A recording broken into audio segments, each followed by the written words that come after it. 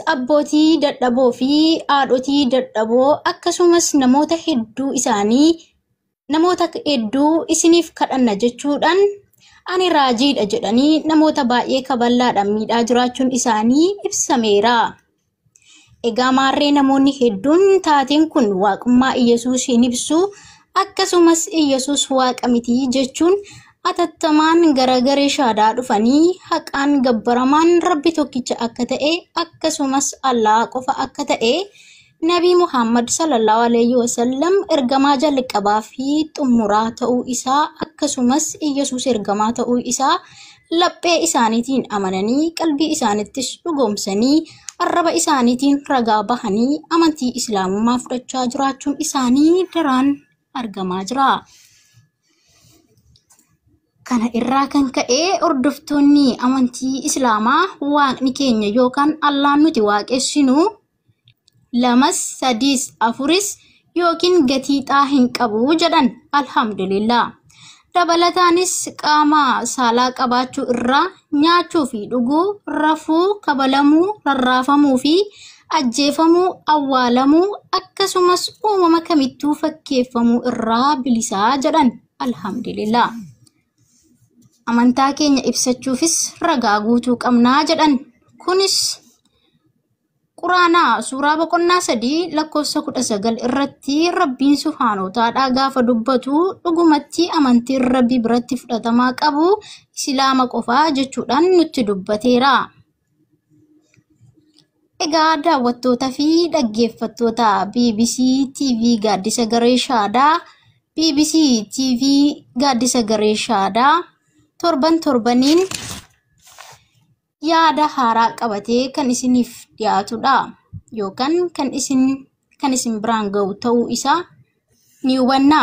Maarree turtiin keessa yeroo hundaa nu waliin haa ta'uun dhaamsa keenya oduu keenya guyyaa har'aa addanoomatti xumurraa sagantaa keenya torbaniin hanga walitti deebinutti nagaan nuuf tura. Assalaamu alaikum rahmatullahi wa barakaatuh. وعليكم السلام ورحمة الله وبركاته. يا سلام يا سلام يا سلام يا أباكو يا أباكو يا أباكو أكنبه ما شاء الله تبارك الله ما شاء الله تبارك الله. ربي سيفا دبل هدونا ما تتولا هدونا ما تتولا ما شاء الله تبارك الله.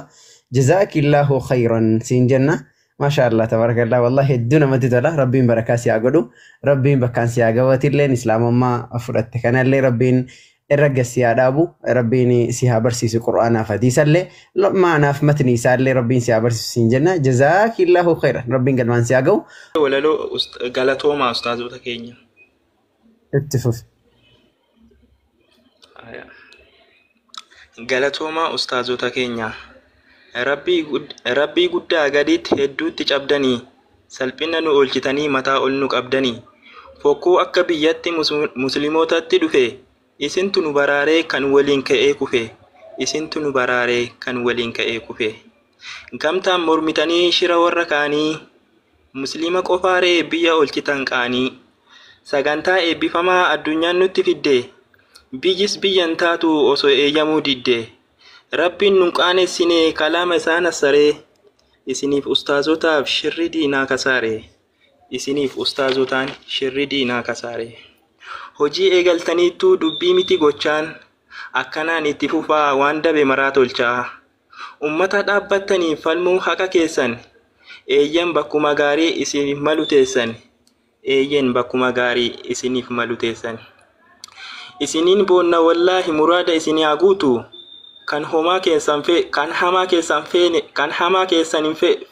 hamaa keessan feetu boollan baane haa buutu kan hamaa keessan feetu boollan baane haa buutu. Ustaazonni qaqqaaliin gama majlisaa har'a cunqursaa maraamoo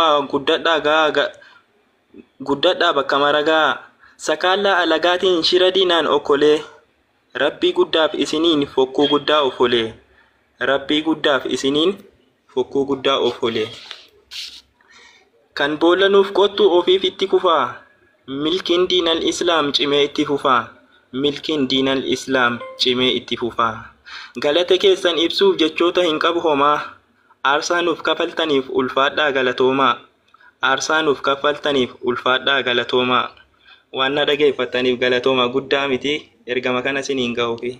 Assalaamu alaikum warahmatullahi wabarakaatu. وعليكم السلام ورحمة الله وبركاته. بارك الله فيك وانو فيه. بارك الله فيك ربي بركات يا قول. سوانو في راسنا يوم جدي تكو انت لو كانوا ما فوانو في راجل. ربي بركات يا قول. Inshallah ustaz ayye. Ayye ولا لو galatooma بريك. hedduu.